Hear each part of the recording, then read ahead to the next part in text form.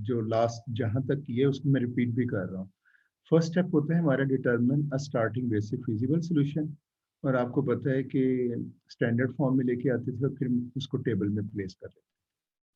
Second, जब वो table में आ जाता था तो उसके बाद हम ऑप्टिमलिटी कंडीशन टेस्ट, अब आप इसको अंडरस्टैंड कर सकते हैं स्टेप को, कि हम एंटरिंग वेरिएबल सेलेक्ट करते थे using optimality condition. Using optimality condition means हम देखते थे कि मैक्सिमाइजेशन प्रॉब्लम में क्या नॉन बेसिक वेरिएबल्स के अंडर जो कोएफिशिएंट्स हैं वो पॉजिटिव हैं या नहीं।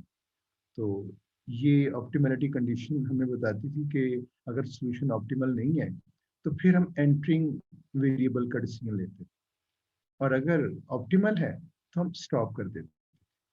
तो ये स्टेप 2 होगा। हाँ, मैक्सिमाइजेशन प्रॉब्लम, अब आपको पता है कि प्रॉब्लम दो टाइप के होते हैं, मैक्सिमाइजेशन ऑब्जेक्टिव फंक्शन भी हो सकता है और मिनिमाइजेशन भी। और ये प्रॉब्लम जो हम डिस्कस कर रहे हैं ये मैक्सिमाइजेशन का है। तो उसके लिए रूल ये है कि एंटरिंग वेरिएबल कौन सा होगा, is the non basic variable having most negative coefficients in the Z group. अगर टाइज आती है तो उनको हम आर्बिट्रेरली कोई भी ले सकते हैं, किसी को। और अगर मिनिमाइजेशन, अभी उसको भी डिस्कस कर लेते हैं। हाँ, ये बात हो चुकी है कि ऑप्टिमम कब रीच होगी। अगर आपका प्रॉब्लम मिनिमाइजेशन का है तो यहीं पे ही इस बात को मेच्योर कर लेते हैं। उस केस में एंटरिंग वेरिएबल कौन सा होगा, is the non basic variable having most positive. तो अगर मोस्ट पॉजिटिव है इट मींस ऑप्टिमलिटी क्या होगी, नेगेटिव कोएफिशिएंट्स के साथ होगी। ऑप्टिमम कब आएगी, where all z row coefficients of the non-basic variables are non-positive, यानी ये रिवर्स है एक दूसरे का। तो खैर, मैक्सिमाइजेशन हम कर रहे हैं, उसमें रूल याद कर लेंगे। जब मिनिमाइजेशन का, इसके बाद मैंने मिनिमाइजेशन प्रॉब्लम लेना है तो ये रूल उस वक्त भी याद हो जाएगा, मैं आपको याद करवा दूंगा। तो ये इतनी दफा प्रॉब्लम रिपीट होगा, ये इशू नहीं रहेगा कि रूल क्या है। थर्ड स्टेप में हम लिविंग वेरिएबल का डिसीजन करते हैं, फिजिबिलिटी कंडीशन टेस्ट कहते हैं इसको। तो आपने लिविंग वेरिएबल का डिसीजन कैसे करना है, leaving variable is the basic variable, ये बेसिक वेरिएबल्स में से किसी एक ने लीव करना है, एसोसिएटेड विद स्मॉलेस्ट रेशियो। और ये जो लिविंग वेरिएबल का डिसीजन है, आपका प्रॉब्लम मैक्सिमम ऑब्जेक्टिव का हो या मिनिमम का, तो ये रूल एक ही है। इस केस में कोई टेंशन नहीं है। हाँ, एंटरिंग के लिए मैक्सिमम ऑब्जेक्टिव का रूल डिफरेंट है और मिनिमम ऑब्जेक्टिव फंक्शन के केस में डिफरेंट रूल है, लेकिन लिविंग का दोनों प्रॉब्लम में वो मैक्सिमाइजेशन का हो या मिनिमाइजेशन का, दोनों केस में लिविंग वेरिएबल का एक ही रूल है कि मिनिमम रेशियो वाले वेरिएबल ने लीव करना।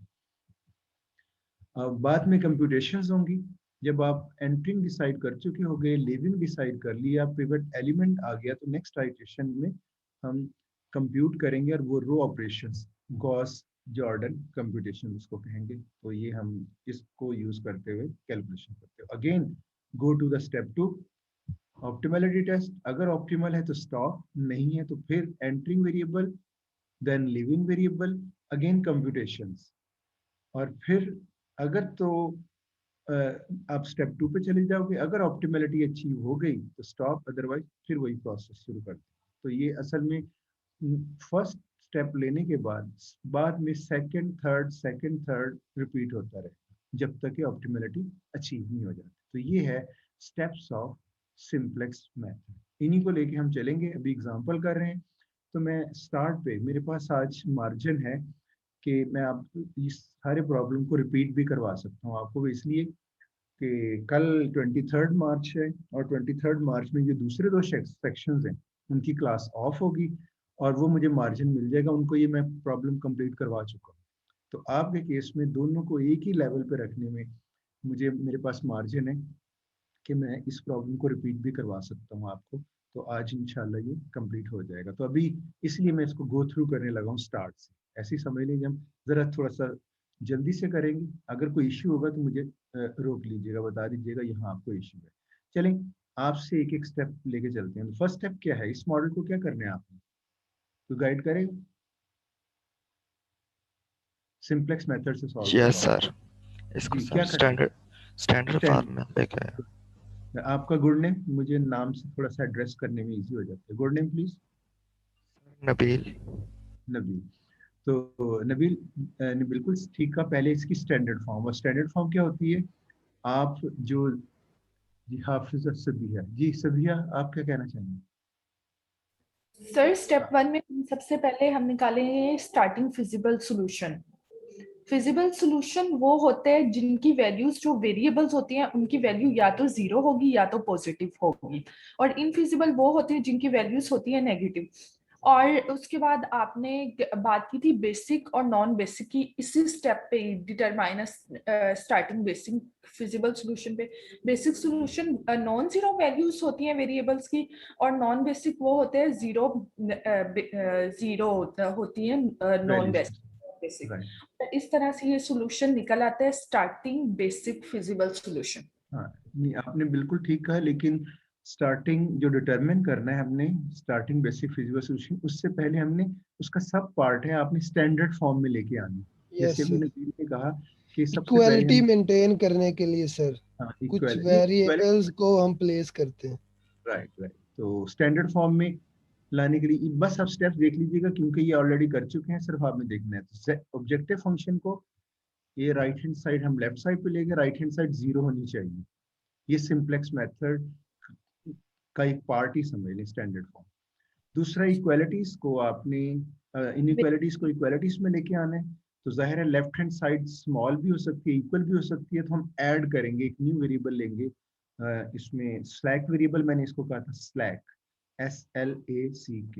तो जितनी लेस देन है सब में एक एक वेरिएबल इंट्रोड्यूस करवाया। अब टोटल नंबर ऑफ वेरिएबल्स हो गए हमारे पास 6। तो ये अब आपकी स्टैंडर्ड फॉर्म है। अब स्टैंडर्ड फॉर्म में मैंने कहा था क्योंकि इसको हमने मैट्रिक्स फॉर्म में लेके आने, तो इसको अलाइन कर लें, x1 कॉलम, x2, अब S1 है, नीचे S1 नहीं है, तो इन सबको आगे शिफ्ट कर लें। तो आप, मैं कहना ये चाह रहा हूँ, इस तरह से अलाइन कर लें। ये सिर्फ इस पर्पज के लिए कि आपने इसको टेबल में लेके जाना है, मैट्रिक्स में लेके जाना है, तो कोएफिशिएंट्स आसानी से लिखे जाए। क्यों?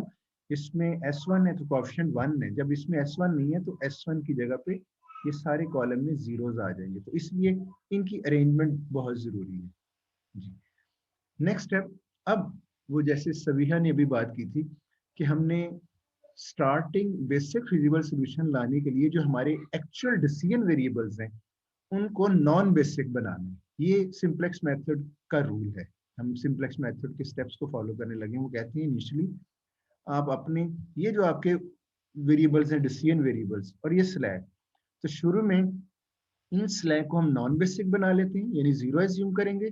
तो जाहिर है इधर पुट करेंगे तो हमें S1, S2, S3, S4 basic बन जाएंगे। जब हमने इनको नॉन बेसिक एज्यूम किया तो इधर पुट करने के बाद ये आपके क्या बन जाएंगे? बेसिक। वो जरा स्टेप देख लीजिएगा। मैंने x1 x2 जीरो पुट कर रहा हूँ पूरे सिस्टम में। जीरो पुट किया, S1 equal 24, S2 6, S3 1, S4 2, और ये आपका स्टार्टिंग बेसिक फिजिबल सॉल्यूशन है। स्टार्ट बेसिक इसलिए नॉन जीरो वैल्यूज, फिजिबल इसलिए नॉन नेगेटिव वैल्यूज। तो आपका ये बन गया स्टार्टिंग बेसिक। अब हम इसको, इस सिस्टम को टेबल में लेके आ सकते हैं। इस पूरे सिस्टम को टेबल लाने के लिए टोटल नंबर ऑफ वेरिएबल्स हैं, ये हम एक टेबल बना लेंगे जिसमें जेड रो बनाएंगे और कंस्ट्रेंट्स के लिए एक सेक्शन, और ये बेसिक कॉलम और ये solution column.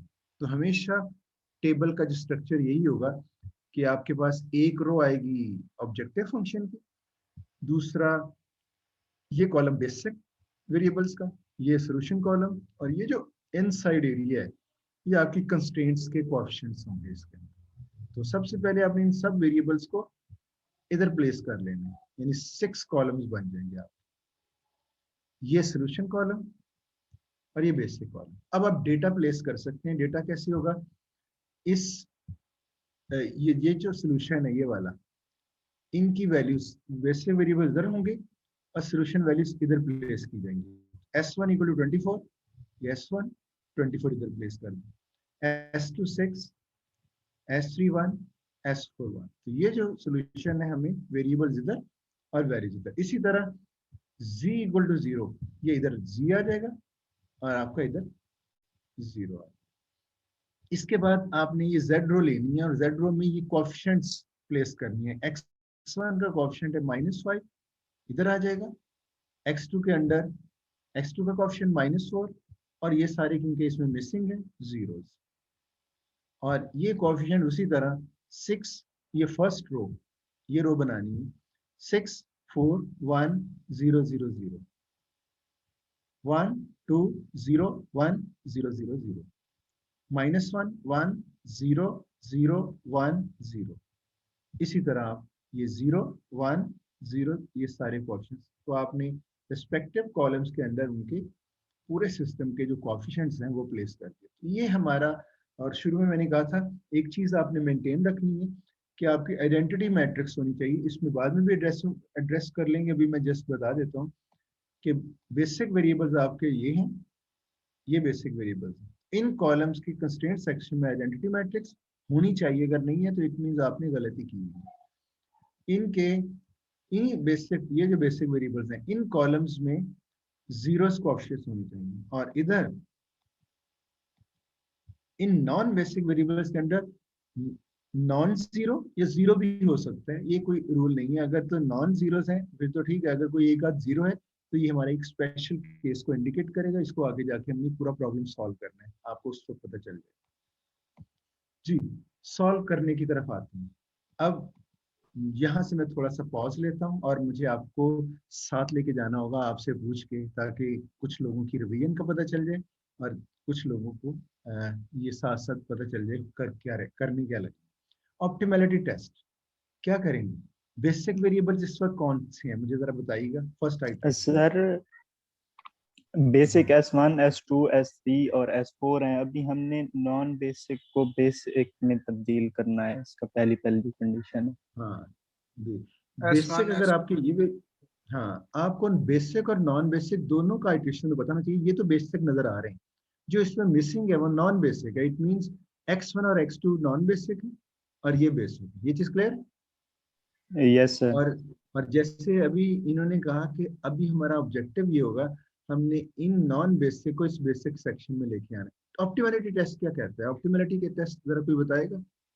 Sir optimality test में आपने मैक्सिमाइजेशन रूल बताया था, उसमें ये था if all the coefficients of zero are positive then optimality is most negative value जो वो है नॉन बेसिक वन एंड सुबीहा x2। को पहले बात करनी। अच्छा सुबीहा, इसमें बड़ा सिंपल सा है, अगर आप डेफिनेशन को जरा साइड पे छोड़ दें। डेफिनेशन ही ऐसे मैं बता रहा हूँ, आपने देखना है। अगर मुझे इधर से बताएंगे ना तो वो डेफिनेशन साइड पे रख दें, डेफिनेशन की बाद में करूंगा। आपके non basic variables column identify करने हैं, कौन से हैं? Non basic column x1 and x2 है और x1 और x2, हाँ बिल्कुल। इस और x1 और x2 के मैं जो कीवर्ड यूज करूंगा उनको मिस नहीं करना, हर कीवर्ड की एक इंपॉर्टेंस है। पहले मैंने कहा नॉन बेसिक कॉलम्स कौन से, आपने कहा x1 x2। फिर अगली चीज आपने चेक करना है कि इसके अंदर z रो में, रो के अंदर जो कोएफिशिएंट्स हैं ये पॉजिटिव होने चाहिए। इस तरह से, इस एंगल से आप बात करेंगे तो बड़ी ग्रिप आ जाएगी आपके कॉन्सेप्ट की, क्योंकि पूरा प्रॉब्लम आपने सॉल्व करना है। जी, सबको क्लियर हो गया ये point? Yes sir. Yes sir. अब ये ऑप्टिमल है या नहीं बताइएगा। नहीं है। सर नहीं है नहीं। सर। रीजन उसकी ये है कि ऑप्टिमम जो ये वायलेशन यहाँ हो रही है नेगेटिव कोएफिशिएंट्स, जबकि ऑप्टिमैलिटी कह रही है पॉजिटिव कोएफिशिएंट्स होनी चाहिए, जैसे अभी सुबीहा ने बात की थी। इसका मतलब है कि हमें आगे क्या करना है, जब ऑप्टिमैलिटी टेस्ट पता चले कि ऑप्टिमल नहीं है तो दो डिसीजंस होंगे, एंटरिंग वेरिएबल और लिविंग वेरिएबल। तो सबसे पहले एंटरिंग वेरिएबल का डिसाइड करते हैं, कौन सा वेरिएबल एंटरिंग, क्योंकि एक्सक्यूज मी जी बताइएगा कौन सा वेरिएबल एंटरिंग होगा? Negative value sir most negative value x1 sir. Sorry, most x1 negative non basic की Sir, मोस्ट -5 नेगेटिव वैल्यू। ऐसा नॉन बेसिक वेरिएबल जिसका z इक्वेशन में कोएफिशिएंट मोस्ट नेगेटिव हो। एक तो है नेगेटिव, एक से ज्यादा है, तो फिर हमें डिसाइड करना पड़ेगा किसको एंटरिंग लेना है। तो अगर दोनों नेगेटिव है, दोनों को एंट्री। अच्छा एक और बात बता दूं, मैं बाद में बतानी थी अभी बताऊं, दोनों को एंटरिंग करके ले सकते हैं क्योंकि नेगेटिव नहीं होना चाहिए। अगर है तो आप इसको बेसिक बना सकते हो। तो एंटरिंग वेरिएबल ये भी हो सकता है ये भी हो सकता है। अगर आप किसी भी नेगेटिव को लेके सॉल्व करें, ये सॉल्व हो जाएगा और आपको आंसर मिल जाएगा। फर्क क्या है, मोस्ट नेगेटिव को अगर आप लोगे तो जल्दी मिनिमम आइट्रेशन में सॉल्व हो जाएगा, और अगर आप दूसरे नेगेटिव को, किसी को भी नेगेटिव को लोगे तो उसमें आइट्रेशन की तादाद बढ़ जाएगी। तो अगर मैं अभी आपको थोड़ा सा अभी ऐड कर दिया, आगे जाके मैंने ये बात को बताना था। अभी ये जो रूल है ना मोस्ट नेगेटिव, ये एफिशिएंट वे है कि आपका सोल्यूशन मिनिमम आइट्रेशन में आप ऑप्टिमल सोल्यूशन तक पहुंच जाओगे। लेकिन अगर आप दूसरे को एंटरिंग कर लेते हो तो इसमें भी सॉल्व हो जाएगा प्रॉब्लम, लेकिन आइट्रेशन यानी इसलिए अगर 3 आइट्रेशन में हो सकता है वो 5 या 6 आइट्रेशन में सॉल्व हो। तो इसलिए सिंपलेक्स मेथड डिक्टेट कर रहा है कि आपने मोस्ट नेगेटिव एंटरिंग करना है। अब आपके माइंड में होना चाहिए दोनों को कर सकते हैं, लेकिन मोस्ट नेगेटिव को करेंगे तो एफिशिएंट वे है, और एफिशिएंट वे से मिनिमम नंबर ऑफ आइट्रेशन में सॉल्व हो जाएगा। ये सबको क्लियर है पॉइंट? Yes sir. अब Yes, आप इधर आपका मोस्ट नेगेटिव है x1। ये जब एंटरिंग हुआ तो आप कॉलम को आइडेंटिफाई कर लें, ये पिवट कॉलम कहलाएगा, और इसको मैंने मार्क कर लिया।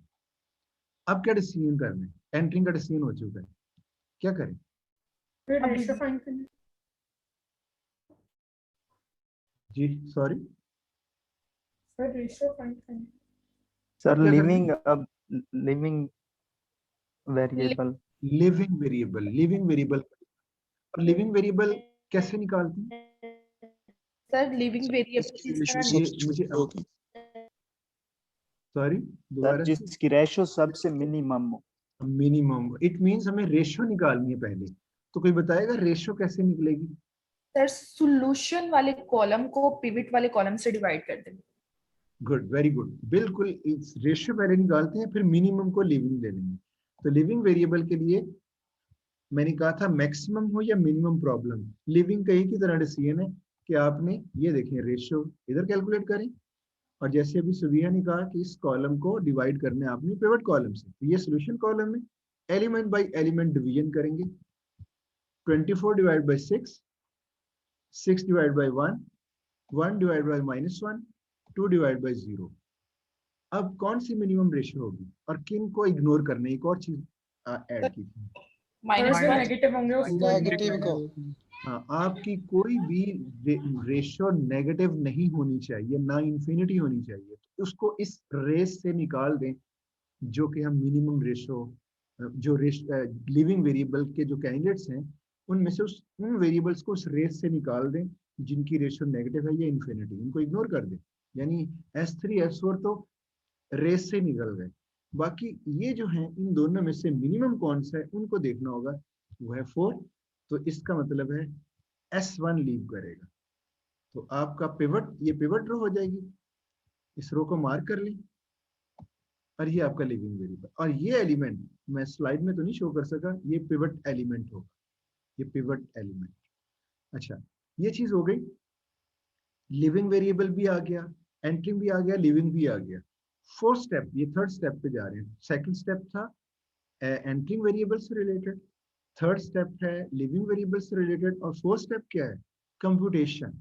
आपने नेक्स्ट कैलकुलेट करनी है अगली आइट्रेशन। तो कंप्यूटेशंस में हमने ये एंटर होगा इधर, ये लीव कर जाएगा। तो सबसे पहले तो हम एक स्ट्रक्चर और इसी साइज का बना लेते हैं, जेड रो और कंस्ट्रेंट सेक्शन। अब क्या करेंगे, इसको लीव कर देना है, ये S1, और इसकी जगह पे क्योंकि S1 लीव करेगा, X1 ये लीव कर गया, X1 एंटर होगा जी। अब कैलकुलेशन हमारी स्टार्ट हो जाएगी। तो सबसे पहले किस रो को कैलकुलेट करना है? सर न्यू पिवट रो को। न्यू पिवट रो। और न्यू पिवट रो कौन सी वाली है? पिवट रो वो ओल्ड पिवट रो और पिवट सेल को डिवाइड करके आएगी न्यू पिवट रो। नहीं, मैं अभी ये पूछ रहा हूँ न्यू पिवट रो में कौन सी नजर आ रही है इसमें आप? सर जो X1 आपने X1 एंटर हुआ है वो होगी रो pivot, new pivot row. Yes yes, आपका ये जो X1 एंटर, जो भी वेरिएबल एंटर हुआ, ये आपकी न्यू पिवट रो होगी। और पिवट रो के लिए फॉर्मूला क्या है? और अच्छा एक चीज मैंने आपको कहा था, इसमें हमने मेंटेन क्या करना है, जरा वो भी दिखा देता हूँ स्लाइड, क्योंकि उसी तरह से बनी हुई है। ये आपने आइडेंटिटी मैट्रिक्स मेंटेन करनी है। इसके बारे में बात हो गई थी। और सिर्फ इस कॉलम को मेंटेन करना है, ये ऑटोमेटिकली खुद ही आ जाएगी। बाद में भी हम इस पे बात कर लेंगे। अब आपने ये रो कैलकुलेट करनी है, कोई फॉर्मूला बताएगा? ये तो आपकी है current old pivot row divided by pivot cell is equal to new pivot row. Good. तो न्यू पिवट रो आ जाएगी old pivot row divided by pivot element. Old pivot row आपके पास ये है, जो मैंने सारी यहाँ तक उठानी है सोल्यूशन तक, 6 4 1 0 0 0 24 और 6 से डिवाइड कर देंगे। एलिमेंट बाय एलिमेंट डिवाइड करें, 6 divide by 6 1, 4 divide by 6 2 by 3, 1 by 6 0 0 0, 24 divide by 4 sorry 26 divide by 6 4। ये रो आपने इधर प्लेस कर देंगे। तो ये तो बात थी पिवट रो। क्या अब आपने इसको नहीं भूलना, इसको रेफरेंस मान ली, इसको तो आगे तमाम रोज में इस रो को जरूर शामिल करना है जिसको हमने न्यू पिवट रो कहा। बस करना ये है, जब जेड रो कैलकुलेट करनी है तो हमारे पास फॉर्मूला, क्योंकि हम मैंने आपको बता चुका हूँ प्रीवियस लेक्चर में, इधर भी 0 चाहिए और इधर भी 0 चाहिए। क्यों? आपका फर्स्ट एलिमेंट ये जो है, जो फर्स्ट है आइडेंटिटी मैट्रिक्स का फर्स्ट कॉलम बनेगा ये x1, तो इट मींस x1 x1 1 ऊपर नीचे जीरोस। तो आपको इधर 0 लेके आना है जेड रो को कैलकुलेट करते। अब मैंने जेड रो कैलकुलेट करनी है, इसमें 2 रोज आएंगी, एक तो पिवट रो शामिल होगी और दूसरी जेड रो कर रहे हैं तो ओल्ड जेड रो, जिसको करंट जेड रो कहते हैं। तो फॉर्मूला क्या है, कोई बताएगा? Current 0 minus pivot column coefficient multiplied by new pivot row. बिल्कुल। आपका गुड नेम? अरे इन्होंने बिल्कुल सही कहा, लेकिन इसकी ना सेंस है, फॉर्मूला तो इनको याद है, इसकी सेंस ये है हम करना क्या चाह रहे हैं। ये हमें जो 1 मिला है, ये हमारे पास रो ऑपरेशन में जो हम लेके आना चाह रहे हैं, ये उसके लिए हेल्पफुल है। क्यों? हम इधर 0 लेके आना चाह रहे हैं और ये 1 है, तो हम इस -5 को इससे मल्टीप्लाई करेंगे तो ये भी -5 हो जाएगा, और दोनों को सब्ट्रैक्ट मींस इसको सब्ट्रैक्ट करना है इसमें से, तो इसका साइन चेंज होगा, ये +5 और ये दोनों ऐड होकर यहाँ 0 आ जाएगा और उसके रिस्पेक्टिव दूसरी भी वैल्यूज कैलकुलेट हो जाएंगी। तो इस फॉर्मूले के पीछे ये रीजन है कि आपने ये 1 रेफरेंस है आपका, आपने इधर 0 लेके आने, तो इस जेड रो को -5 को, यानी जो पिवट कॉलम कोएफिशिएंट जिसको कहा गया है, इसको इससे मल्टीप्लाई करना है और फिर इस रो को सब्ट्रैक्ट कर देना है इसके ऊपर। जी अरे समझ आई आपको इस पॉइंट? जी point clear? Yes sir clear है। जी नेक्स्ट, अब आपकी करंट 0 ये है, न्यू 0 कैलकुलेट करना चाह रहे हैं, तो करंट 0 और न्यू 0, तो फॉर्मूला जैसे अभी कहा गया था, करंट 0 ये है, current 0 minus pivot column coefficient, mind में रखिए पिवट कॉलम ये है, कोएफिशिएंट किसका लिया जा रहा है, देखिए z के बारे में बात हो रही है, तो z का पिवट कॉलम कोएफिशिएंट ये -5 बनता है, ये -5, और पिवट रो ये न्यू पिवट रो की बात होगी इसमें।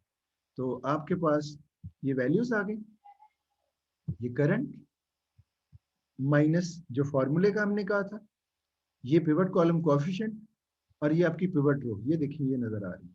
तो इसको एलिमेंट बाय एलिमेंट सॉल्व करें, ये -5 +5, ये इसके साथ मल्टीप्लाई हो जाएगा, -5 +5, तो ये एलिमेंट बाय एलिमेंट मैंने ये शायद करके दिखाया था आपको, ये -4 +5, 5 × 2 10, 10/3, ये मैंने इधर -4 + 10/3, एलसीएम 3 लें, सॉल्व करेंगे -2/3, तो सेकंड एलिमेंट को सेकंड एलिमेंट के साथ ये किया, थर्ड एलिमेंट और थर्ड एलिमेंट 0 माइनस ये +5, 5 × 1/6, 5/6, ये आ गया 0 0 0 0, ये सारे जीरोस। आखिरी एंट्री आप देख सकते हैं 0 + 5, 5 इस 4 से मिलके बन जाएगा 20। तो ये आपकी जो कैलकुलेशन आई है ये इस 0 के साथ आई है, इसको इधर प्लेस करें जी। अब S2 रो सेम, ये जो रो ऑपरेशन इधर लगाया सेम वही बात है। देखें, देखा जाए तो ये आपकी पिवट रो है, ये 1 ही हमें हेल्प देगा। कौन सी रो कैलकुलेट करने लगे? S2। जब S2 कैलकुलेट कर रहे हैं तो ओल्ड S2 ये पड़ी है, इसका पिवट कॉलम कोएफिशिएंट ये है 1 1, तो आपने ये पिवट कॉलम कोएफिशिएंट को इससे मल्टीप्लाई करें और सब्ट्रैक्ट करें तो इधर 0 आ जाएगा। तो सेम वही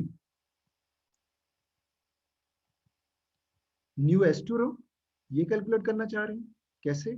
करंट S2 रो ये pivot column minus pivot column coefficient, ये पिवट कॉलम, और S2 का जो कोएफिशिएंट है पिवट कॉलम में 1, और न्यू पिवट रो ये आपके पास ये रो जो आपने सबसे पहले कैलकुलेट की थी यही इसके अंदर यूज होगी। तो देखिए S2 रो माइनस पिवट कॉलम कोएफिशिएंट 1 और ये पिवट रो, ये सारी पिवट एलिमेंट बाय एलिमेंट मेरे ख्याल में आप सॉल्व कर लेंगे। ये मैंने सारी कैलकुलेशन यहाँ तक तो मेरे ख्याल में हम कर चुके हुए थे, राइट? मैं फिर भी एलिमेंट बाय एलिमेंट जी। तो ये मैं ये जो रिजल्ट आ रहा है ये रिजल्ट न्यू S2 रो इधर प्लेस कर देता हूं, राइट? अब S3 रो फिर वही बात, करंट S3 रो न्यू S3 रो ये है, और पिवट न्यू पिवट रो कौन सी है वो ना भूलिएगा। कौन सी है न्यू पिवट रो?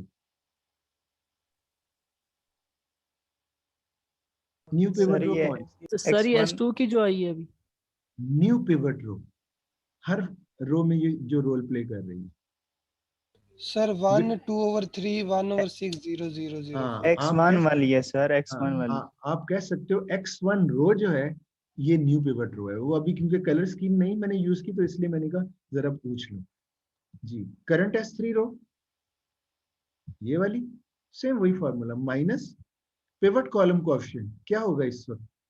S3 पिवट कॉलम कोएफिशिएंट -1 होगा सर। Good good. आपने कैसे देखा? पिवट कॉलम ये है और S3 की बात हो रही है तो ये पिवट कॉलम कोएफिशिएंट, और पिवट रो तो आप बता चुके हैं कि ये X1 रो।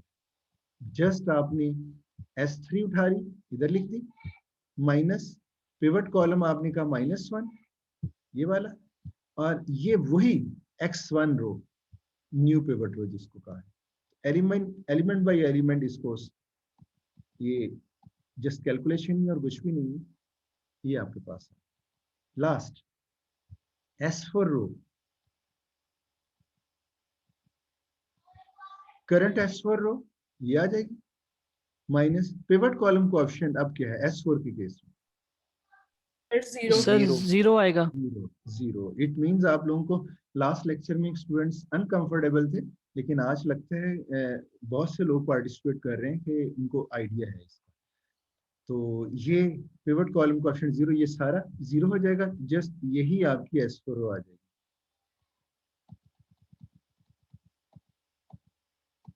जी ये देखें वही S4 रो इधर प्लेस होगी। अब आपने कैलकुलेशन कर ली है। नेक्स्ट आगे जाने से पहले हम ये देखना चाहेंगे कि हमारी कैलकुलेशन में कोई गलती तो नहीं हुई। तो क्या चेक करना है हमें? गलती तो नहीं हुई, identity matrix. Good. Identity matrix section अगर देखें ये X1 पहला वेरिएबल है तो यही पहला कॉलम बनाएगा आइडेंटिटी मैट्रिक्स का। X1 ये देखें 1 0 ये पहला कॉलम आपको नजर आ रहा है। ना सिर्फ आइडेंटिटी मैट्रिक्स होगी बल्कि साथ साथ हम Z रो में उसके अंडर कोएफिशिएंट भी 0 साथ साथ बता सकते हैं। उनके बेसिक वेरिएबल, ये बेसिक वेरिएबल है तो बेसिक वेरिएबल का पहला कॉलम 1 0 0 और इसका Z में भी 0 ही होगा। दूसरा कॉलम कौन सा होगा आइडेंटिटी मैट्रिक्स का? S2 ये आपको बेसिक S2 देखेंगे इसका। यही सीक्वेंस है S2। तो S2 कहाँ देखना? S2 रो और S2 कॉलम जरा देखें। S2 रो और ये देखें S2 कॉलम 1 यानी इन दोनों के साथ 1 आना चाहिए और ऊपर नीचे 0। देखिए बिल्कुल सही है। और ना सिर्फ ये आइडेंटिटी मैट्रिक्स बल्कि Z रो में इसका कोएफिशिएंट भी 0 है। दोनों चीजें चेक हो रही है। इट मींस हमारी कैलकुलेशन बिल्कुल ठीक हुई है। नेक्स्ट S3 अगला कॉलम क्या होगा? S3 रो और S3 कॉलम।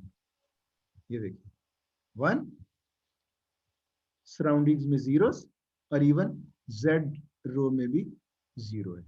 S4 रो S4 कॉलम 1 और ये 0।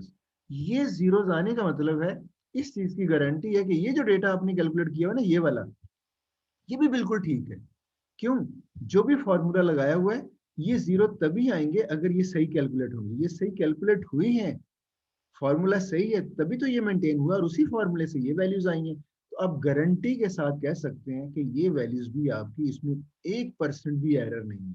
तो एक तो कैलकुलेशंस को चेक किया जा सकता है कि जी आप, अगर आपकी आइडेंटिटी मैट्रिक्स मेंटेन हुई है, इट मींस सारा डेटा सेकंड आइटरेशन में ठीक है। अच्छा, अब जब चेक कर लिया कि ये आपका आपकी कंप्यूटेशन यहाँ तक जो कंप्यूट किया है वो बिल्कुल ठीक है, अब हम अगला स्टेप करेंगे। क्या करेंगे जी? Step 2, optimality test. Optimality test. किस चीज को देखना है? अब देखिए, टेक्निकल वर्ड्स यूज कीजिएगा, टेक्निकल टर्म्स। किन वेरिएबल्स को देखना है पहले? Sir decision sir variable non basic जो थे हमारे कोएफिशिएंट्स हैं उनको देखना। नहीं, डिसीजन का वर्ड नहीं यूज करना। अभी एक ने यूज किया, नॉन बेसिक वेरिएबल आपने देखने हैं, उनके अंडर कोएफिशिएंट्स चेक करने हैं। तो अभी नॉन बेसिक, देखिए ये पिक्चर चेंज हुई है, तो नॉन बेसिक कौन से हैं इस आइटरेशन में? सर x2 और s1 जी, x2 और s1।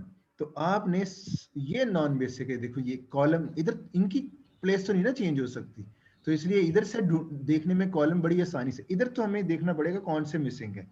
वो अभी कहा है x2 और s1, तो जस्ट आप उन कॉलम में आ जाएं, x2 और s1, इनके कोएफिशिएंट, क्योंकि अब इस साइट्रेशन की बात नहीं हो रही, इस साइट्रेशन की बात हो रही है, इनके कोएफिशिएंट्स किस रो में देखने हैं? सर z रो में। Z रो में। ये जो नई आइट्रेशन है इनकी Z रो, तो x2 x1 ये कोएफिशिएंट है, ये क्या होने चाहिए? ये होने चाहिए पॉजिटिव, लेकिन ये पॉजिटिव। इट मींस एक नेगेटिव है, इसका मतलब है ऑप्टिमलिटी, ये ऑप्टिमल सॉल्यूशन अभी नहीं आया। और जब ऑप्टिमल सॉल्यूशन ना आए, अच्छा दूसरा ये है कि हमने सिर्फ इनको देखना है, दूसरों को देखने की क्यों जरूरत नहीं है? इन वेरिएबल्स के कोएफिशिएंट्स कोई बताएगा? सर वो बेसिक है ना, हम नॉन सर वो बेसिक। बेसिक है क्योंकि हमारे हाँ। डिसीजन वेरिएबल नहीं है वो। दूसरे ये कि वो जीरोस हैं, वो होने ही जीरोस चाहिए। अगर जीरो नहीं है तो एरर है, और अगर एरर नहीं है तो वो जीरोस हैं, तो उनकी बात नहीं होगी। सिर्फ नॉन बेसिक के कोएफिशिएंट्स को ही चेक किया जाएगा। और वो बता रहे हैं कि एक, अगर एक भी नेगेटिव है तो इट मींस ऑप्टिमलिटी अचीव नहीं हुई। अब एंटरिंग वेरिएबल कौन सा होगा? x2 -2 x2 over होगा 3। सर। x2, क्योंकि अभी एक ही नेगेटिव है, तो यहाँ तो कोई यानी कहने झगड़े की बात ही नहीं है। एक ही नेगेटिव है, वही एंटरिंग होगा। हाँ, अगर एक से जायद होते तो फिर हम देखते कि जी इनमें से जो मोस्ट नेगेटिव है वो एंटरिंग होना था। तो जब एक ही है तो इश्यू तो रिजॉल्व हो गया हमारा कि अब किसी के साथ इसको कंपेयर नहीं करना। हाँ, एक क्वेश्चन है, अगर ये दो नॉन बेसिक के दोनों नेगेटिव सेम होते तो फिर क्या करते? मोस्ट सर किसी नेगेटिव। को भी ले कोई लेते भी ले सर। सकते थे सर। सर कोई भी ले सकते थे तब हम। हाँ, दोनों मोस्ट नेगेटिव यानी दोनों सेम है, अगर -2/3 इधर भी -2/3 होता तो फिर माइंड में रखें। बल्कि मैं सिर्फ ऑपरेशन रिसर्च या लीनियर प्रोग्रामिंग के हवाले से रूल नहीं बता रहा हूँ, कंप्यूटर साइंस और सॉफ्टवेयर इंजीनियरिंग के स्टूडेंट्स के लिए यही मैसेज काफ़ी है, या मैथमेटिक्स के लोगों के लिए मैसेज काफ़ी है कि अगर कहीं भी लाइफ में टाई पड़ जाए तो आपके पास ऑप्शन है, बिल्कुल कंफ्यूज ना हो, किसी को भी चूज कर सकते हैं। कहीं भी टाई आ जाए तो उसको ब्रेक करने में कोई प्रॉब्लम नहीं, फिर वहां से आपने कंफ्यूज नहीं होना कि आप क्या करें।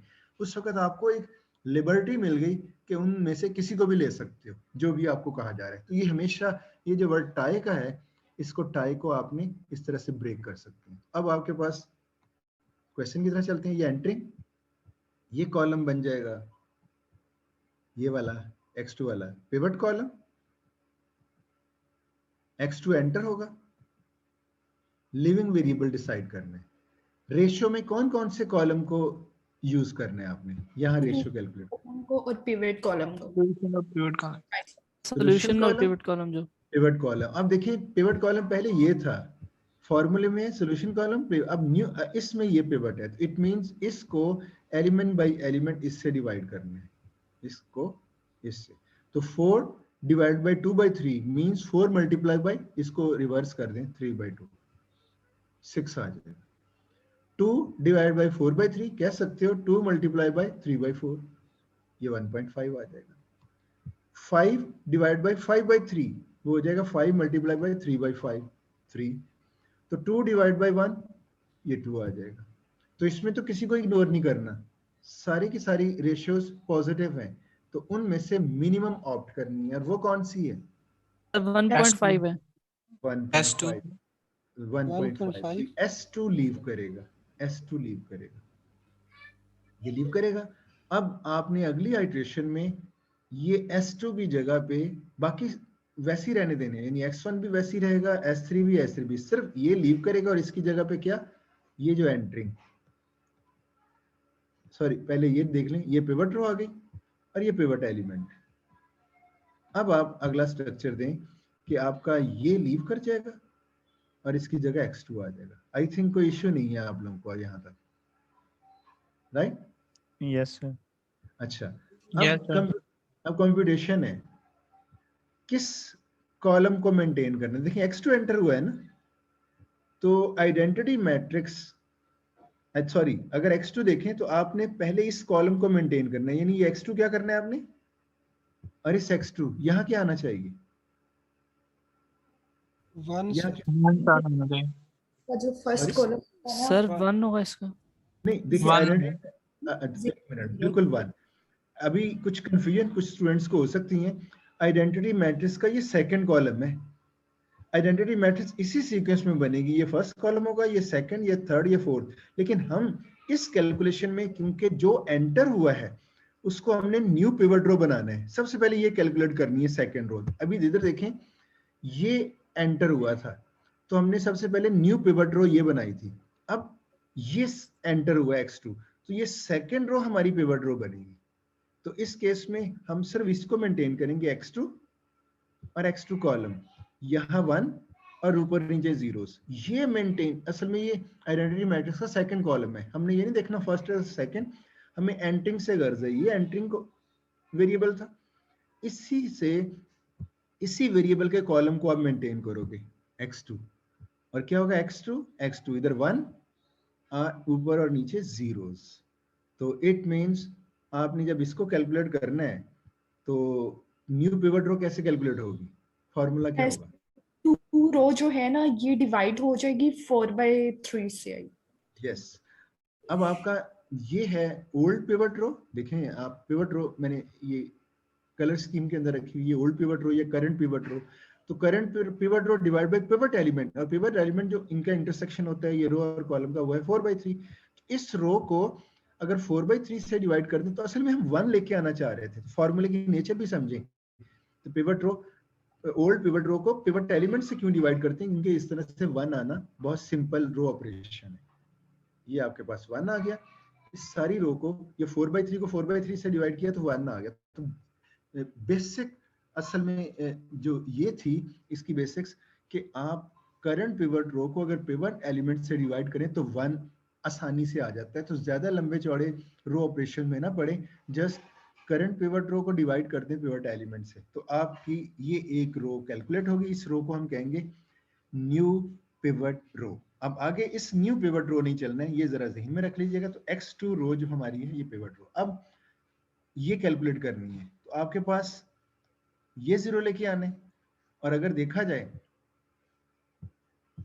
ये, सॉरी पिवट कॉलम है, इसको इसके साथ मल्टीप्लाई करके सब्ट्रैक्ट कर दें, एक तो सेंस तो नीचे ये बनती है। लेकिन आपके पास फॉर्मूला कौन सा है, जरा फॉर्मूला बताइएगा। जेड रो में करंट जेड रो ये वाली, माइनस पिवट कॉलम कोएफिशिएंट, कौन सा है pivot column coefficient? 4/3. No, pivot column coefficient क्या कैलकुलेट किसको कर रहे हैं, जेड रो को। -2/3 सर। यस, -2/3 आपने current Z row minus pivot column coefficient, pivot column coefficient उसी का लेना है जिस रो की बात हो रही है, जेड रो की, तो वह है -2/3। -2/3 को फिर किस रो के साथ मल्टीप्लाई करने,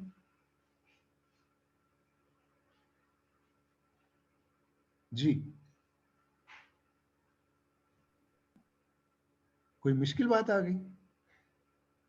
फॉर्मूला तो वही है पहले वाला, आपको आवाज सर आ आप रही है? काइंडली रिपीट कर देते हैं। देखें फॉर्मूला वही है, ये रो कैलकुलेट करनी है ना, Pivot row. करंट जेड रो। अभी मुझे प्रीवियस फॉर्मूला बताइएगा, करंट जेड रो ये, right, minus pivot column coefficient, ये पिवट कॉलम, ये कोएफिशिएंट, n2 कौन सी रो होती है? Pivot row. Pivot row. New pivot row. Pivot row, sir. New वो पिवट ये रो आपके पास x2 नजर आ रही है। हो जाएगा सॉल्व? अब हो जाएगा सॉल्व? जी ये सर मैंने- हो जाएगा। ये मैंने डायरेक्ट रिजल्ट लिख दिया क्योंकि जो मेथड प्रीवियस आइट्रेशन था वही इधर ही चलेगा। नेक्स्ट, अब आपने x1 रो कैलकुलेट करनी है। जरा मुझे बताइएगा, ये न्यू x1 फॉर्मूला होगा करंट x1। कौन सी है करंट x1? ये वाली, माइनस पिवट कॉलम कोएफिशिएंट क्या है? 2/3 नो, पिवट कॉलम किस रो को कैलकुलेट कर रहे हैं? x1। तो पिवट कॉलम कोएफिशिएंट किसका होगा? सर x1 का ही 2 होगा। by है? 2 by हाँ बिल्कुल बिल्कुल, 2/3। पिवट कॉलम कोएफिशिएंट 2/3 देखिए होगा। आप सेम वही प्रीवियस आइट्रेशन वाला ही काम कर रहे हैं, सिर्फ पिवट कॉलम कोएफिशिएंट चेंज हुए हैं, फॉर्मूला वही है। देखें x1, देखें आप देखें करंट x1, सॉरी ये न्यू x1 है, किसको यूज करना है? करंट x1, ये होगी सारी row, minus pivot column coefficient of x1 क्या है इस वक्त? सर 2/3 2/3 ये 2/3। यस, आपने सिर्फ इतना देखना है कि जब आप करंट ये सर ले रहे पहले हो, भी किसी बच्चे ने 2/3 का, आपने का वो नहीं है। अच्छा वो फिर सॉरी आप मेरी बात से कंफ्यूज हो गए हैं फिर। जी Sorry. सर, तो फिर कंफ्यूजन हो जाता है, वरना समझ आ रही होती है। जाहिर है, चलें वो मुझे नहीं जहन में रहा। अच्छा चलें ठीक हो गया, इसका मतलब है आपका कॉन्सेप्ट ठीक है, मैं ऐसे ही परेशान हो रहा हूँ। अच्छा, current x1 minus pivot column coefficient 2/3 n2, अब बता दें n2 pivot row, yes new pivot रो, न्यू वो पिवट। ये वो रो है। इनको मैंने कैलकुलेशन तो शो नहीं की, इनको मिला के ये रिजल्ट्स आ जाएंगे। जस्ट 2 और रोज रह गई, फॉर्मूला जहन में आ जाएगा। ये क्या है फॉर्मूला, कोई बताएगा इसके लिए? सर करंट S3 रो, ये आगे current S3 row, yes, current coefficient of S3 row, minus भी आप साथ कहना था, current x3 row minus current coefficient of S3 row 5/3 होगा सर वो, और उसको 5 मल्टीप्लाई करेंगे new pivot row sir. New pivot row, yes. तो यानी इन्होंने अभी कहा करंट x3 रो, ये हो गई, माइनस पिवट कॉलम कोएफिशिएंट, क्योंकि S3 रो की बात आ रही है 5/3 इनटू न्यू पिवट रो, और ये x2 आपको याद रखना चाहिए, पहले ही निशान लगा के रख लें, ये न्यू आपकी पिवट रो है। तो इससे आपके पास ये रिजल्ट आ जाएगा जी। अब S4 कोई और स्टूडेंट बताएगा इसका formula? Sir, current S4 row. Current x4 Pivot row रो, जोन सी है. हाँ आगे Minus coefficient of pivot row. वो क्या है? Multiply नहीं new pivot row. कोएफिशिएंट भी बता देना कौन सा है? 1 है sir. 1, yes, pivot column coefficient S4 1 into new One. Pivot row आपकी, हाँ न्यू पिवट रो यही x2 ही है, ठीक हो गया, ये रिजल्ट आ गया। Yes sir. हाँ, इट मींस अब जो स्टूडेंट्स जिन लोगों ने मेरे साथ इंटरेक्ट किया है उनको तो कम से कम समझ आ गई है, और जो लोग खामोशी से सुन रहे हैं उनमें से कोई स्टूडेंट, दो चीजें हो सकती हैं, या तो उनको समझ नहीं आई या उनको समझ आ गई है इसलिए खामोश हैं। तो उनमें से कोई एक स्टूडेंट इनपुट देगा अपनी कि उनको समझ आ गई है या नहीं? कोई एक स्टूडेंट जो अभी तक नहीं पार्टिसिपेट किया, कोई एक स्टूडेंट माइक ऑन करके बता दे, नहीं समझ आई या आ गई? सर आ गई है, और रिपीट करेंगे सर और अच्छी तरह आ जाएगी, मसलन के नेक्स्ट जब करेंगे। गुड। अच्छा, अब मुझे ये बताएं अगला टेस्ट कौन सा होगा? पहले आइडेंटिटी मैट्रिक्स को चेक कर लेते हैं कि कोई एरर तो नहीं है, फिर दूसरी तरफ चलते हैं। First column, first variable basic section में x1, तो आइडेंटिटी होनी चाहिए 1 0, यस बिल्कुल ठीक। Second column, second variable x2 है, x2 कॉलम देखते हैं, ये x2 कॉलम, तो x2 x1 zeros, yes. S3 में 1 और ये जीरोस। S4 और S4 1 zeros। इट मींस अगर ये आइडेंटिटी मैट्रिक्स और ये जो Z इक्वेशन के कोएफिशिएंट्स है अगर ये ठीक आ गए रिक्वायरमेंट के मुताबिक तो 100% है कि ये वैल्यूज भी ठीक कैलकुलेट होंगी। तो इट मींस कैलकुलेशन में तो कोई गलती नहीं है। अब क्या करें, नेक्स्ट स्टेप क्या है? Optimal test sir. Optimal test करना था। ऑप्टिमैलिटी टेस्ट में किन वेरिएबल्स को देखना है हम? सर नॉन बेसिक को देखते हैं। बेसिक कौन इस वक्त नॉन बेसिक कौन सी? X S1 और S2 X1 और X2। S1 S2 ये वाले, ठीक है ना? वो S1 S2 कहते हैं तो माइक में जब आवाज आती है तो X1 X2 भी लगता है। S1 S2 तो इनके नीचे क्वेश्चन देखते हैं। 3/4 पॉजिटिव है। इस S2 में Z इक्वेशन में 1/2 मैं सिर्फ Z इक्वेशन में देख रहा हूँ और वो भी फ्रेश आइट्रेशन वाली पॉजिटिव है, दोनों पॉजिटिव हैं तो क्या कहें? ऑप्टिमल है। ऑप्टिमल है। यस, इसका मतलब है हमने स्टॉप कर देना है यहाँ पे। तो स्टॉप कर दिया, ऑप्टिमल है, तो हमारा सोल्यूशन क्या होगा? वेरिएबल की वैल्यूज बताएंगे। हमारे वेरिएबल्स टोटल कितने हैं इस सिस्टम में? 6 है सर। 6 है। बारी बारी बताते रहे। ये देखें 6 सारे लिखे हुए हैं इधर। x1 की वैल्यू क्या है इस वक्त? 3 है सर। यस, आपने सोल्यूशन कॉलम से देखना है 3। जी सर। x2 की वैल्यू क्या है? 3/2। 3/2। S1 मिसिंग है, S1 की वैल्यू क्या है? 3/4 S1 सर जो मिसिंग है वो 0 होगा। 0 यस सर। सर वो 0 Zero क्योंकि होगा। नॉन ये बेसिक। अभी भी कुछ लोग कंफ्यूज हो रहे हैं। ये जो 3/4 1/2 है वेरिएबल की वैल्यूज नहीं है, ये कोएफिशिएंट्स हैं, ठीक है ना? Yes sir. तो S1 क्या है? 0। 0। S2 S1 0 S2 S2 0 0। इधर मिसिंग होने का मतलब है उसकी सोल्यूशन वैल्यू 0 है। तो जी सर। S1 0 S2 0। S3 की क्या वैल्यू है? 5/2।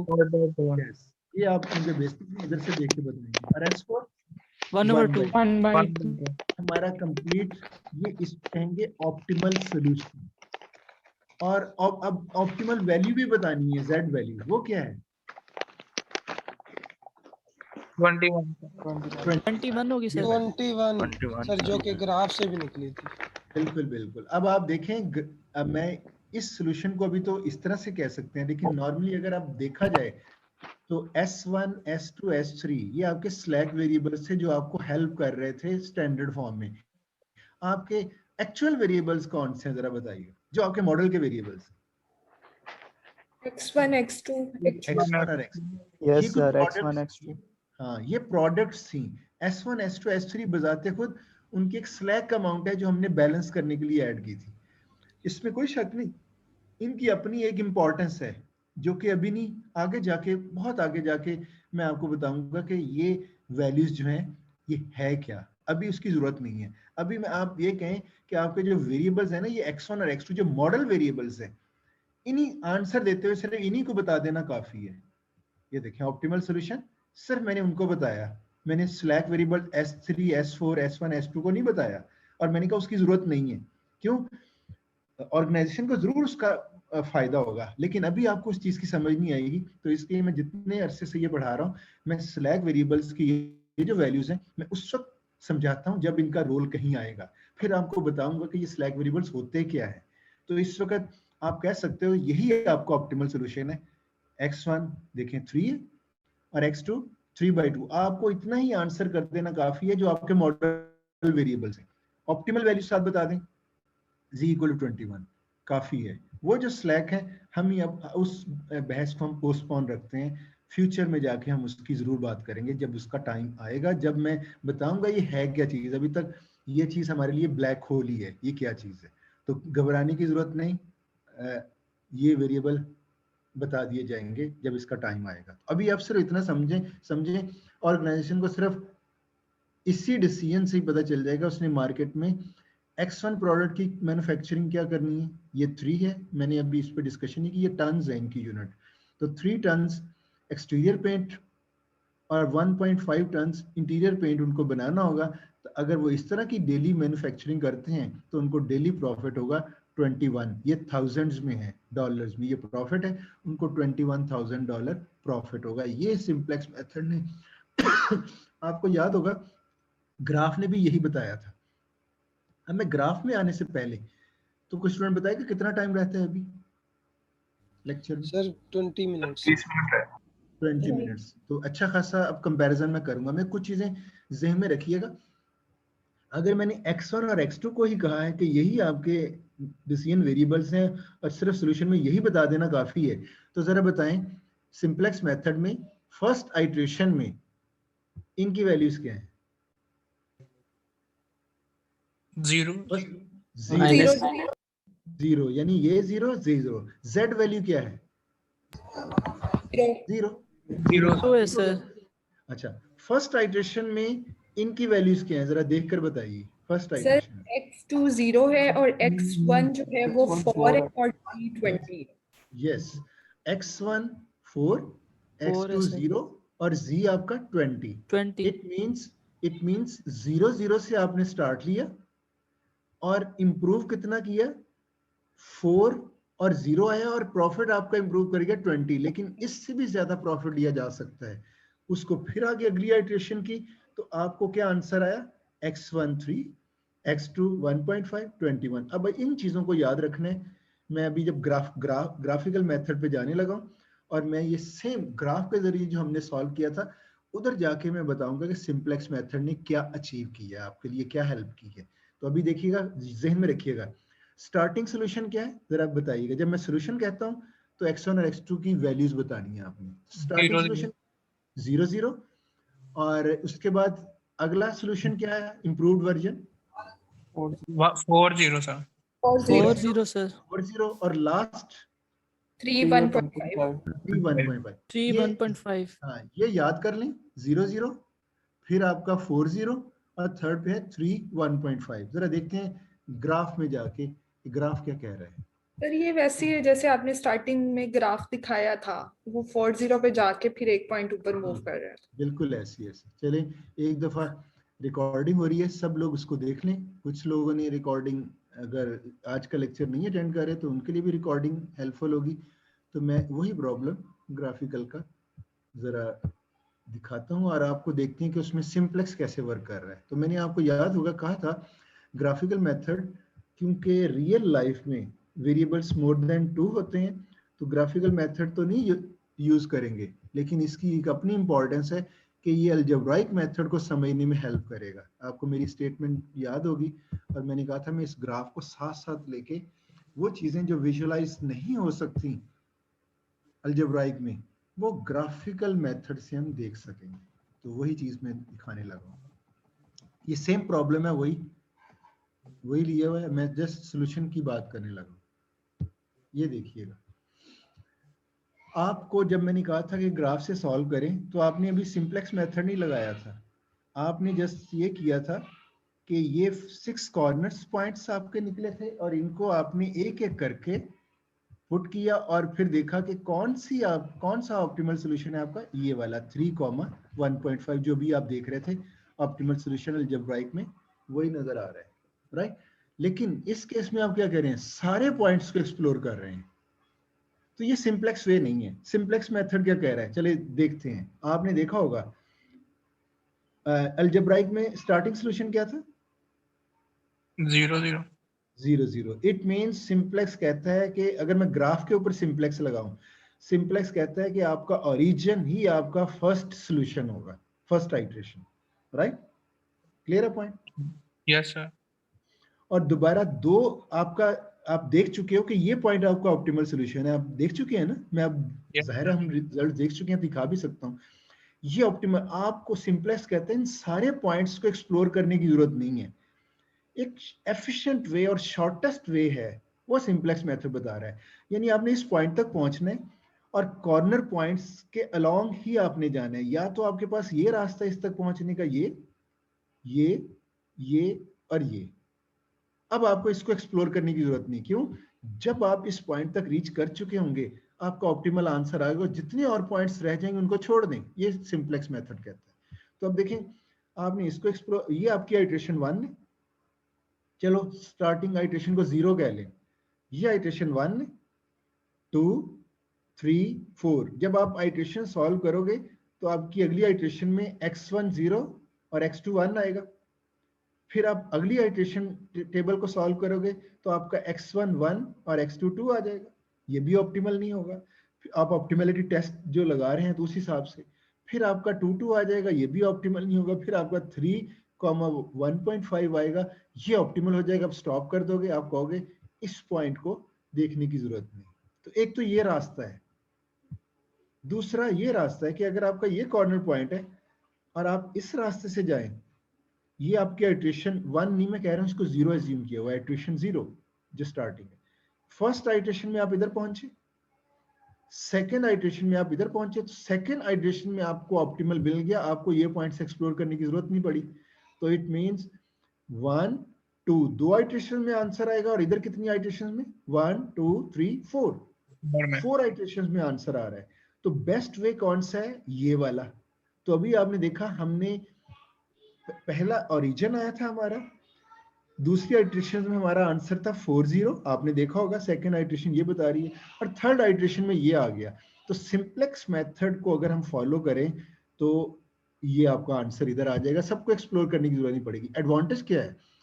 अगर ये 3 वेरिएबल प्रॉब्लम होता तो जाहिर है 3D शेप बनी थी, और कॉर्नर पॉइंट्स भी 20 to 30 कॉर्नर पॉइंट्स हो सकते थे। तो उन सारे पॉइंट्स को एक्सप्लोर करने के लिए सिंप्लेक्स मेथड डायरेक्टली उन्हीं पॉइंट्स, उसी पाथ को फॉलो करेगा जो ऑप्टिमल पॉइंट तक शॉर्टेस्ट वे में रीच करेंगे। ये है सिंप्लेक्स मेथड की इंपॉर्टेंस। और अगर आपके वेरिएबल 10 हो, ग्राफ तो नहीं बन सकेगा, अलजेब्राइक वे में बात कर रहा हूँ। अगर आपके 10 वेरिएबल्स हैं तो कॉर्नर पॉइंट्स आपके 500 प्लस भी हो सकते हैं। अब जब आपके 500 प्लस कॉर्नर पॉइंट्स हैं तो आप सिंप्लेक्स मेथड को अगर नहीं यूज करते तो आपको हर कॉर्नर पॉइंट को इधर प्लेस करके आंसर लेना पड़ेगा। लेकिन आपके पास सिंप्लेक्स मेथड क्या कहता है? वो उसी पाथ को फॉलो करेगा जो शॉर्टेस्ट वे में उस कॉर्नर पॉइंट तक जाएगा जो ऑप्टिमल होगा। तो सिंप्लेक्स मेथड का एडवांटेज पता चला आप लोगों को? Yes sir, shortest path provide. जी सर।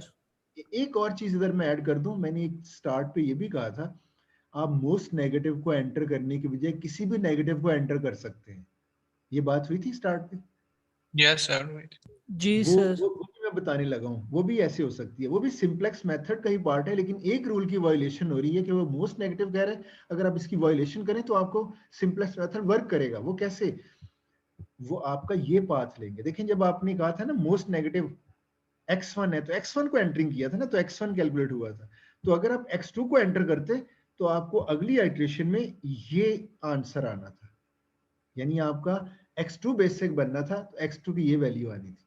फिर अगली आइट्रेशन में आप चलते तो आपको ये आना था। अगर आप मोस्ट नेगेटिव की ऑप्शन को ऑप्ट ना करें, एंटरिंग और लीविंग सिंप्लेक्स के रूल्स ही चले, तो असल में आप ये पाथ फॉलो कर रहे होंगे। और वो कितनी आइट्रेशन में मैंने आपसे कहा था कि उससे भी आंसर आएगा, लेकिन नंबर ऑफ आइट्रेशंस इंक्रीज हो सकती हैं। तो वो असल में ये पाथ है। मैं अब ग्राफ से आपको, मैंने कहा था ना, ग्राफ का फायदा ये है, ग्राफ से हर चीज बताई जा सकती है अलजेब्राइक की। तो अगर आप मोस्ट नेगेटिव वाली ऑप्शन ना चूज करें तो आप इधर जाएंगे, इधर जाएंगे, इधर जाएंगे, इधर। तो 1 2 3 4 स्टार्टिंग के अलावा 4 आइट्रेशंस के बाद जाके आपको ये आंसर मिलेगा, और सिर्फ एक पॉइंट, एक आइट्रेशन सेव होगी ये वाली। जबकि मोस्ट नेगेटिव को जाएंगे तो सीधा उसी पाथ को फॉलो करते। तो अब आपको ये भी पता चल गया होगा कि most negative and entering variable होगा तो आपको कितना बड़ा बेनिफिट मिल रहा है। आई थिंक आप लोगों ने इस पॉइंट को भी अंडरस्टैंड कर लिया होगा। जी सर, क्लियर है। अच्छा, ये W2 सेक्शन पे जब मैंने ये लास्ट क्लास, अभी आज मैं घर से क्लास ले रहा हूँ क्योंकि हमें भी उन्होंने क्वारंटाइन कर दिया, कह दिया कि आप भी घर से क्लास लें, आने की जरूरत नहीं है। तो मुझे जो लास्ट क्लास हमारी आई थिंक यूनिवर्सिटी में हुई थी, तो बहुत से लोगों ने कहा था कि व्हाट्सएप ग्रुप पे स्टूडेंट्स, हमारा ग्रुप बना हुआ है और स्टूडेंट मैसेजिंग कर रहे हैं कि उनको इसमें थोड़ा सा प्रॉब्लम आ रहा है। आई होप वो प्रॉब्लम अब सॉल्व हो चुका होगा। उन व्हाट्सएप ग्रुप के मेंबर से पूछ रहा हूँ जी। स्टूडेंट कोई माइक ऑन करके बता दे। तो अगर व्हाट्सएप ग्रुप वाले मुझे सुन रहे हो तो मेरे ख्याल में उनको भी पता चल चुका। अभी भी अगर कोई प्रॉब्लम है तो वो मुझसे क्वेश्चन आंसर सेशन में डिस्कस कर सकते हैं। एक दफ़ा दोबारा से वीडियो देखें। फिर आपको ये बताऊं, जो सिंप्लेक्स मेथड में हमने अभी रूल्स देखे हैं ये थ्रू आउट यही चलने हैं, बस थोड़ी थोड़ी वेरिएशंस आनी है। और अभी हमने इतनी दफ़ा ये प्रॉब्लम सॉल्व करने, ये फिंगर टिप्स पे आ जाएंगी। तो ये आप ट्रस्ट करें टीचर के ऊपर। हाँ, मैंने W1 क्लास में ये लेक्चर हुआ, W4 में भी ये 3 सेक्शन है मेरे पास, W1 और W4 और आपका सेक्शन W3 या W2। तो W1 और W4 को उसी टाइम पे वो मुझे इतना मार्जिन मिल गया था, उनकी तरफ से बड़ा अच्छा रिस्पांस आया कि उनको अंडरस्टैंडिंग हो गई है। और आज W2 से भी यही रिस्पांस मिल रहा है कि जो मेरे साथ इंटरेक्ट कर रहे हैं, मेरे पास तो यही इनपुट है ना, इसी बेस पे मैं बता सकता हूँ।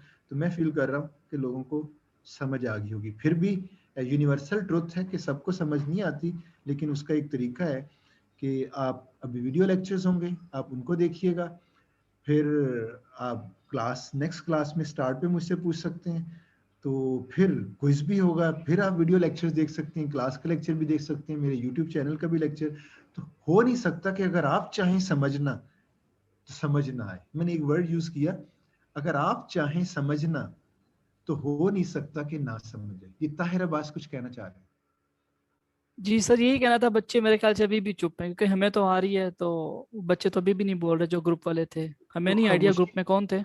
हाँ तो चलो खामोश। सर मेरे जी ख्याल सर। से सर ग्रुप कोई और सेक्शन ने बनाया, हमारे हमारे सेक्शन का ग्रुप नहीं है। नहीं, वो उस एक स्टूडेंट ने मुझे कहा था कि उन्होंने अपने तौर पे ग्रुप बनाया हुआ है। तो खैर, कहने का मतलब है कि आप अपनी फीडबैक ज़रूर दें अगर किसी को समझ नहीं आ रही। तो मेरा टीचिंग स्टाइल भी ये है और ये सब्जेक्ट की नेचर भी यही है कि अगर आप साथ साथ आप अंडरस्टैंड नहीं करेंगे तो चीज़ें हाथ से निकल जाएंगी। तो इसलिए अगर कोई स्टूडेंट कहते हैं ना कि उनको समझ नहीं आई, तो मुझे ये फीडबैक चाहिए, मेरे तक ये मैसेज पहुंचे कि हाँ कुछ स्टूडेंट्स को समझ नहीं आई, वो मुझ तक मैसेज पहुंचे और वो आके इधर क्वेश्चन करें और मैं उसको एड्रेस करूंगा। तो पर्पस ये है कि पेंडिंग ना छोड़ें चीज़ों को। अगर पेंडिंग छोड़ा तो सब्जेक्ट हाथ से निकल जाता है। ये सब्जेक्ट कितना इंपॉर्टेंट है ये मैं मिड तक पहुंचने तक आपको बता दूंगा, आपको दिखा दूंगा। बताना तो बात की बात है, दिखा दूंगा आपको ये कितना इंपॉर्टेंट है रियल लाइफ में। तो इसलिए इस सब्जेक्ट को सीरियस लें, और इस सब्जेक्ट को अगर समझ नहीं आती किसी भी लेवल पे, उतना ही राइट उस स्टूडेंट का भी बनता है बोलने का जिसको समझ नहीं आ रही। वो आए, इधर क्वेश्चन करे। मेरे पास अल्हम्दुलिल्लाह मैंने बहुत दफ़ा ये पढ़ाया हुआ है, ये तकरीबन मोर देन 20 टाइम्स ये मैं सब्जेक्ट पढ़ा चुका हूँ। तो उसमें कोई भी आपका क्वेश्चन है तो मैं इनकरेज करूँगा कि वो आप मुझसे पूछें। मुझे अगर उसका थोड़ा बहुत भी कुछ पता है तो मैं आपको ज़रूर बताऊंगा। और इवन इन केस मुझे अगर कोई चीज़ नहीं पता तो मैं उस क्वेश्चन को भी अप्रिशिएट करूंगा और मैं उसका आंसर ढूंढ के लेके आऊंगा, और ये मेरी लर्निंग होगी और हम पढ़ाते हुए खुद भी लर्न करते हैं। तो हमने कभी अपने आप को इस तरह से नहीं कहा कि जी मेरी इस पे फुल ग्रिप है। फुल का वर्ड नहीं हम यूज कर सकते। हाँ, मैं ये जरूर कह सकता हूँ अल्हम्दुलिल्लाह मेरी इस सब्जेक्ट पे ग्रिप है, क्योंकि मैंने बहुत दफा पढ़ाया। फुल ग्रिप का तो कोई क्लेम करता है तो वो गलत है। तो आप जरूर क्वेश्चन करें। अगर टीचर कहता है मेरी ग्रिप है, तो आप अपने तमाम रियल लाइफ के प्रॉब्लम्स, इस तरह के जो भी आपके माइंड में क्वेश्चन आते हैं जरूर करें। मैं भी इंजॉय करता हूँ आंसर देके। अगर कुछ क्वेश्चन मुझे नहीं आते तो मैं उनका सोल्यूशन ढूंढता हूँ और मेरी लर्निंग होती है। और ये लाइफ टाइम यही सिलसिला चलता है। आप सब्जेक्ट हर दफा पढ़ाते हुए स्टूडेंट्स के डिफरेंट क्वेश्चंस ले रहे होते हैं और डिफरेंट तरीके से उनको आंसर कर रहे होते हैं, तो आप भी लर्न कर रहे हो। तो मेरे लिए ये सब्जेक्ट तब इम्पॉर्टेंट मैं इंजॉय करूंगा कि मुझसे ऐसे क्वेश्चंस हो जो जिस ट्रैक पे जाके मैंने अभी सोचा भी नहीं है, लेकिन स्टूडेंट क्वेश्चन करता है तो मुझे फिर मैं इंटरनेट से, इधर से, लिटरेचर से देख के जब उसका आंसर करूंगा तो मैं भी इंजॉय करूंगा कि मैं भी कुछ सीख रहा हूँ। अगर उसी तरह मैंने टेप की तरह जैसे प्रीवियस सेमेस्टर में जितना मुझे आता है, जितने मुझे क्वेश्चंस पूछे गए उतने ही मैंने आंसर्स किए, मैंने तो कुछ नहीं लर्न किया ना। तो मेरी इंजॉयमेंट है कोई डिफरेंट किस्म का क्वेश्चन आए और मैं उसको एक्सप्लोर करूँ, नेट पे जाके लिटरेचर देखकर फिर उसको मैं आपको आंसर करूँ और मैं भी इंजॉय करूँ। हाँ, मैंने भी इस सेमेस्टर में साथ साथ आपके सीखा है। जी, साद अख्तर कुछ कहना चाह रहे हैं। सर आवाज आ रही? जी आ रही है, बिल्कुल। सर मैंने पूछ रहा था जो आपने अभी पढ़ाया है ना, तो इसकी कोई रियल लाइफ प्रॉब्लम की एग्जांपल तो दे दें। देखें रियल लाइफ मैंने शायद आप क्लास में दी थी, अभी भी एड्रेस कर लेता हूँ। एक और स्टूडेंट ने हैंड रेज किया, वो भी जरा क्वेश्चन पुट कर ले ताकि फिर दोनों को एड्रेस कर लिया जाए। जी दूसरे स्टूडेंट कौन है? मुबीन खालिद जी जी। सर ये तो समझ में आ गया, लेकिन मैं ये पूछना चाह रहा हूँ कि अगर एक जैसे बिजनेस है किसी का, तो वो अपना मैक्सिमम प्रॉफिट करने के लिए ये एलपी मॉडल किस तरीके से, किस सिनेरियो को सोचते हुए कैसे बनाएंगे? मेन तो एलपी मॉडल ही है ना जिस पे ये सारा काम हो रहा है, तो बिल्कुल वो वो बनाएंगे तो कैसे वो चीज़? हाँ, आप दोनों का क्वेश्चन एक ही नेचर का है। माइक ऑफ कर दीजिएगा। अच्छा, मैंने आपको बताया था ये जो प्रॉब्लम हमने लिया हुआ है ये इंडस्ट्री का है, और दूसरा क्वेश्चन मुझे ये हुआ कोई अगर बिजनेस करना चाहता है तो वो रियल प्रोग्रामिंग को कैसे यूज करेगा। दोनों क्वेश्चंस को मैं एड्रेस करता हूँ। पहला क्वेश्चन इस प्रॉब्लम का, एक पेंट बनाने वाली कंपनी है, 2 टाइप के पेंट बना रही है, इंटीरियर और एक्सटीरियर, और वो चाह रहे हैं कि डेली वो यानी वो प्रोडक्ट बन रही है और डेली वो सेल होता है और डेली प्रॉफिट, डेली का डेली बिजनेस हो रहा है। वो चाह रहे हैं कि मार्केट डिमांड को देखते हुए कितना X1 और कितना आप एक्सटीरियर और कितना इंटीरियर पेंट बनाएं। देखें, अगर आप मार्केट डिमांड को देखते हो, ये कंस्ट्रेंट्स होती हैं। मैं आपको ना इस मॉडल के बारे में, जैसे ये सिंप्लेक्स मेथड खत्म होगा वापस मैं मॉडल फॉर्मुलेशन पे आऊंगा, तो इसी प्रॉब्लम को पूरा, ये मैथमेटिक्स क्या है मैं आपको कंप्लीट बताऊंगा। इन शॉर्ट सिर्फ यही बताना चाह रहा हूँ कि आप ये अभी मैन्युफैक्चरिंग की नहीं है, शुरू से ही OR टीम ने आपके प्रॉब्लम को लिया और वो आपको गाइड कर रही है, मैन्युफैक्चरिंग टीम को, कि आपको जो एक्सटीरियर पेंट है वो 3 टन्स बनाना चाहिए। इसका ऑप्टिमल सोल्यूशन ये देखें, 3 और 1.5। तो वो ये कह रही है कि 3 टन्स एक्सटीरियर पेंट बनाएं और 1.5 इंटीरियर पेंट बनाएं और आपको प्रॉफिट होगा $21,000। ये जो प्रॉब्लम सिनेरियो दिया गया इसमें जो भी पेंट में रॉ मटेरियल यूज हो रहा है वो सब चीजें शामिल हैं इस मैथमेटिक्स में। अगर ये लीनियर प्रोग्रामिंग को यूज ना करें तो वो 21 प्रॉफिट कभी भी नहीं ले सकते। ये 21 प्रॉफिट मैक्सिमम है जो वो ले सकते हैं। और देखें OR टीम ने मैथमेटिकली सॉल्व करके उनको गाइड कर दिया मैन्युफैक्चरिंग टीम को, ये इतनी क्वांटिटी में बनाएं, आपका सेल भी हो जाएगा क्योंकि वो मार्केट डिमांड को भी जहन में रखे हुए है। तो इतना बड़ा एडवांटेज हो रहा है कि वो उसको ना रिसोर्सेज को भी बेस्ट यूटिलाइज कर रहा है जो वो प्रोडक्ट बन रही है, और प्रॉफिट भी मैक्सिमम। अगर ये लीनियर प्रोग्रामिंग यूज ना करते तो कभी भी 21,000 प्रॉफिट वो डेली का ये ले सकते हैं। एक तो प्रॉब्लम मैंने ये बता दिया और इस पे हम अभी बात करेंगे आगे मॉडल फॉर्मुलेशन पे आऊंगा। कोई कहना चाह रहा है कुछ? जी कुछ बात करना चाह रहे हैं? अच्छा चलिए अब दूसरी, सॉरी दोबारा बताएं क्या कहना चाह रहे हैं? सर अगर मार्केट डिमांड ऊपर नीचे होंगी तो फिर ये उसको रीमॉडल किया जाता है फिर से? हाँ, ये बड़ा आपका इंपॉर्टेंट क्वेश्चन है। मैं पहले वाला क्वेश्चन देने चलें अभी आंसर करता हूँ क्योंकि इसी सीक्वेंस में है। अगर मार्केट डिमांड ऊपर नीचे होंगी तो 2 चीजें हैं, पहले देखना पड़ेगा कौन सी चीज ऊपर नीचे हुई है। मैं मॉडल अगर ले आऊँ, जरा मॉडल सामने रखते हुए फिर आपको बता सकता हूँ कि क्या किस तरह की वेरिएशंस आ सकती हैं। ये देखिए, ये मॉडल नजर आ रहा है स्क्रीन पे? नजर आ रहा है? अगर मार्केट डिमांड चेंज होंगी, असल में ये 2 चीजें मार्केट डिमांड से रिलेटेड है। मैं जब आपको मॉडल फॉर्मुलेशन बताऊंगा, अगर ये 2 चीजें चेंज होती हैं इट मींस रीमॉडल होगा। और रीमॉडल सिर्फ ये मैथमेटिक्स ही चेंज होगी अगर मार्केट डिमांड चेंज होती है। दूसरा, ये जो 5 और 4 है ये प्रॉफिट है जो उसने खुद फिक्स किया कि मुझे इसके ऊपर 5 प्रॉफिट लेने, इसके ऊपर 4।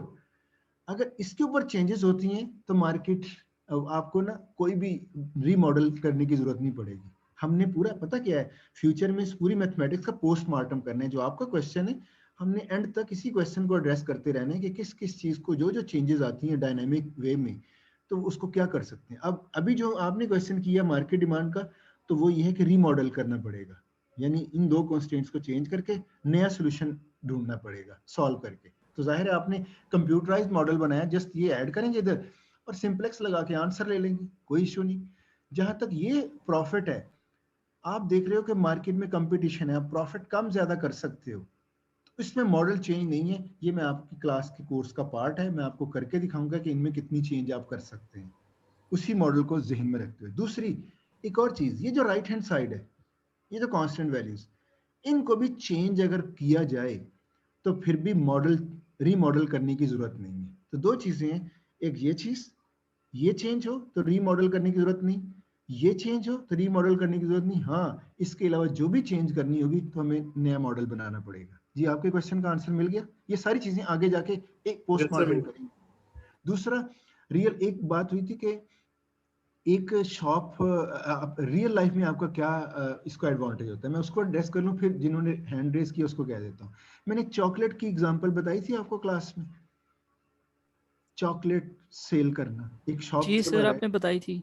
जी बताया। तो अगर जिस स्टूडेंट ने ये क्वेश्चन यानी जिन्होंने ये किया है वो वाली वीडियो देख लें, और ये इसको मैं दोबारा भी एड्रेस कर दूंगा। अगर अभी वो रुक जाए, मुझे टाइम भी आपका कंप्लीट हो चुका है, एक हैंड और रेस किया किसी ने, वो आंसर कर ले, फिर मैं इसका जवाब देके जाता हूँ। मैंने वैसे दिया हुआ है आंसर। मैंने कहा डेली लाइफ में आप घर में हर और अपने बिजनेस में, अगर कोई पोल्ट्री का बिजनेस कर रहा है, अगर कोई मिल्क का बिजनेस कर रहा है, आई थिंक मैंने गुज्जर वाली एग्जांपल भी ली थी, तो हर जगह लीनियर प्रोग्रामिंग के ना कुछ प्रॉपर्टीज हैं, उसके ऊपर भी मैंने जब मॉडल फॉर्मुलेशन पे आऊंगा तो मैं बताऊंगा आपको कौन सी प्रॉपर्टीज आपको बताएंगी कि आपका प्रॉब्लम रियल प्रोग्रामिंग से का कैंडिडेट है। चलें पहले क्वेश्चन ले लेते हैं। जी क्वेश्चन